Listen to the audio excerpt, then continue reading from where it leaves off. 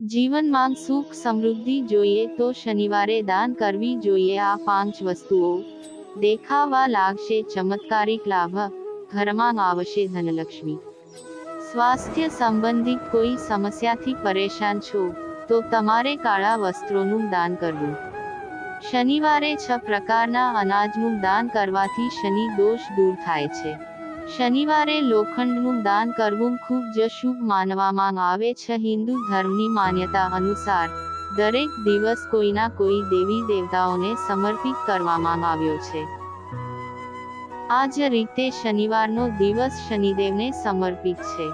આ દિવસે વિધિ વિધાનથી શનિદેવની પૂજા કરવાથી ભક્તોના તમામ દુઃખ દૂર થાય છે. શનિવારના દિવસે દાનનું ખૂબ મહત્વ હોય છે. દાન કરવાથી શનિદેવ પ્રસન્ન થાય છે.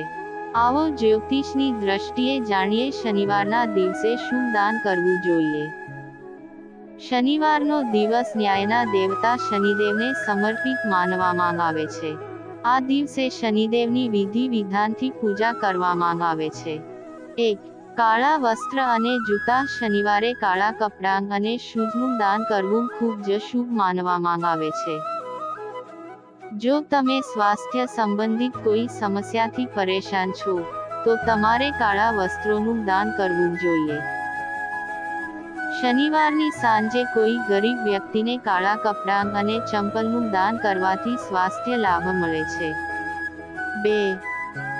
અનાજ. જો કોઈ વ્યક્તિ જીવનમાં ખૂબ જ પરેશાન હોય અને શનિ દોષથી પરેશાન હોય તો તેની અસર ઓછી કરવા માટે દર શનિવારે 6 પ્રકારના અનાજનું દાન કરવું જોઈએ. આ માટે ઘઉં, ચોખા, ચણા, મકાઈ, જુવાર અને કાળા અડદનું દાન કરવું ખૂબ જ શુભ માનવામાં આવે છે. 3. કાળા તલ અને કાળી અડદ. જો તમે પૈસા સંબંધિત સમસ્યાઓથી પરેશાન છો તો કાળા તલ અને કાળા અડદનું દાન કરવું ખૂબ જ શુભ માનવામાં આવે છે.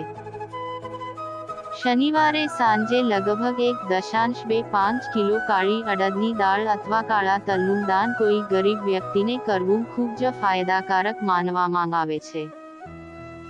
એવું માનવામાં આવે છે કે આનાથી શનિના કારણે ધન સંબંધિત સમસ્યાઓથી રાહત મળે છે.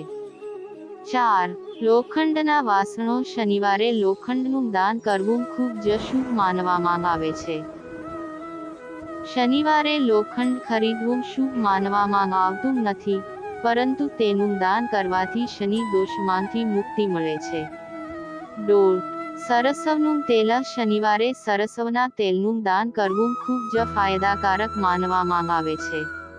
આ દિવસે સરસવનું દાન કરવાથી અટકેલા કામ પૂર્ણ થાય છે. તેના માટે શનિવારે સવારે લોખંડના વાસણમાં સરસવનું તેલ લો અને તેમાં 1 સિક્કો નાખો. પછી તેને કોઈ ગરીબ વ્યક્તિને દાન કરો અથવા પીપળના ઝાડ નીચે રાખો. તેનાથી શનિદેવ ખૂબ જ પ્રસન્ન થશે.